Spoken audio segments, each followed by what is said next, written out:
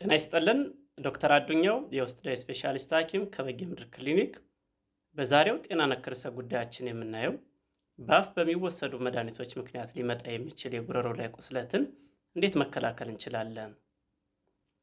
እንደሚታወቀው አንዳንድ ጸረ ባክቴሪያ መድኃኒቶች፣ ንጥረ ነገርን የያዙ መድኃኒቶችና ለአጥንት መሳሳት የሚታዘዙ መድኃኒቶች የጉሮሮ ላይ ቁስለትን ሊያስከትሉ ይችላሉ።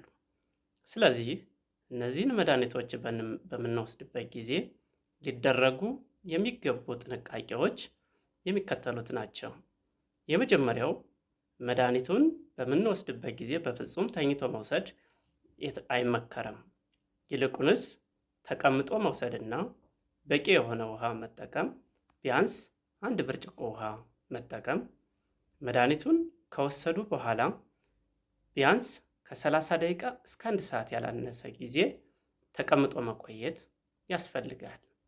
አድራሻችን ጎንደር ከተማ ቀበሌ 18 ከፕላዛ ሆቴል ፊት ለፊት ሲሆን ለተጨማሪ መረጃ በስልክ ቁጥር 0973440708 በመደወል ማግኘት ይችላሉ።